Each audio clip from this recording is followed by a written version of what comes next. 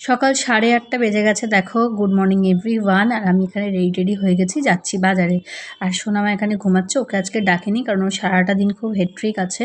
দেখো কি অমায়িক হয়ে ঘুমাচ্ছে, এত মায়া লাগে যে বলার না। যাই হোক, বাজার দোকান করে নিয়ে চলে এসেছি এখানেও কিছু জিনিসপত্র কিনে মাছ ফাছ কিনে নিয়ে চলে এসেছি। আমি রান্নাবান্নার জোগাড় করবো, রান্নাবান্নার কাজে এগোবো।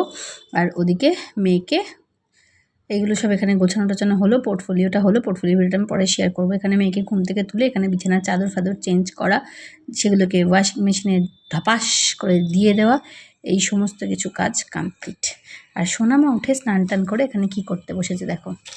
এই যে আমি করছি ড্রয়িং প্র্যাকটিস করছে। যেহেতু ড্রয়িং পরীক্ষা, এখন তো এটা করতেই হবে, কিছু করার নেই।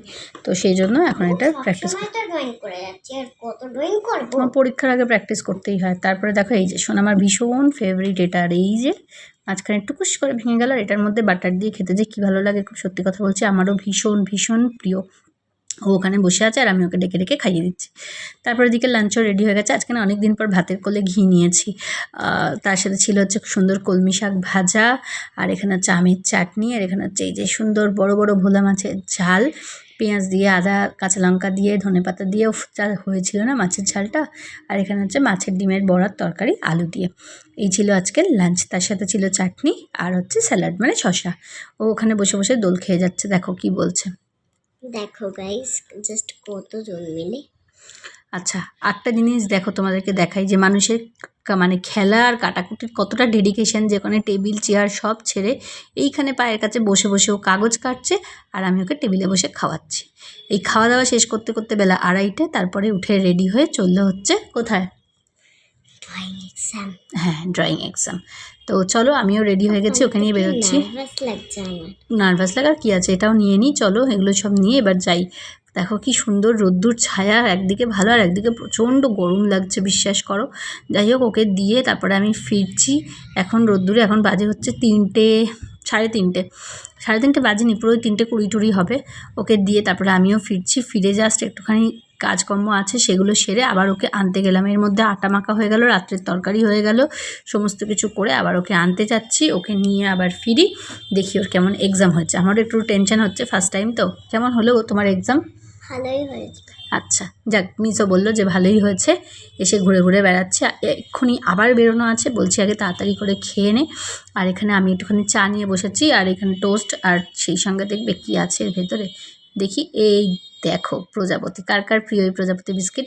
আর আমার তো একদম ভালো লাগে না। যত রকমের ব্যাড ম্যানার্স সব পেয়ে যাবে তোষালির কাছে। আর এই যে সুন্দর আজকে করেছে হচ্ছে মটর ডাল সেদ্ধ আর রুটি। এইটা বুঝি ম্যাড ম্যানার্স? না, এটা কেন ব্যাড ম্যানার্স হতে যাবে? যাই হোক, এটা কিন্তু দারুণ লেগেছে সোনামার। আমার কিন্তু এটা খুবই প্রিয়।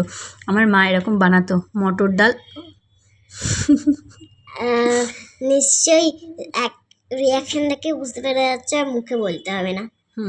রিয়াকশান দেখেই সবাই বুঝে গেছে যে কেমন হয়েছে ডালটা খেতে, তাই তো? তোমার ভালো লেগেছে? হ্যাঁ। ওকে একটুখানি রুটি খাইয়ে নিলাম, কারণ আস্তে রাত্রির হবে সেই জন্য। আর সত্যি সত্যি বলছি, খুব ভালো হয়েছিল। তোমাদের সাথে একটু শেয়ার করে নিই।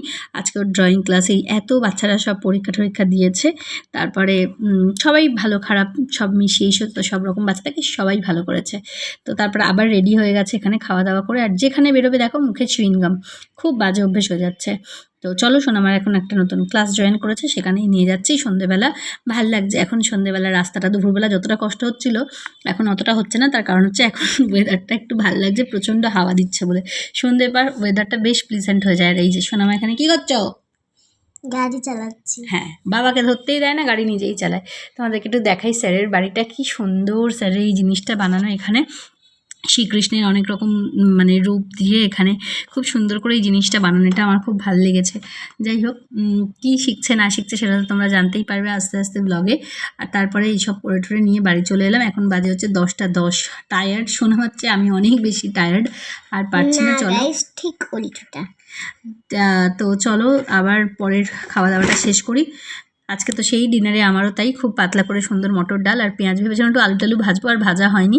আমি একটু লঙ্কা টঙ্কা নিয়ে নিয়েছি। যদিও আমি খুব একটা ভালো বানাতে পারিনি, কিন্তু আমার মা এই মটর ডালটা দারুণ বানায়, মানে বানাতো। আমি স্কুল থেকে এসে পড়ে টড়ে একদম যখন টিউশন করে ফিরতাম রাত্রিবেলা ম্যাক্সিমাম দিন মটর ডাল সেদ্ধ পেঁয়াজ আর রুটি খেতাম। খুব ভাল লাগে এটা খেতে, আমার তো খুব ভাল লাগে। স্পেশালি এই যে কাঁচা তেল আর লঙ্কার স্মেলটা, এটা খুব ভাল লাগে। আর এই যে নিয়ে এসছেন দেখো। সঙ্গে লঙ্কা দিয়ে খেতে ভালো লাগে। টাটা।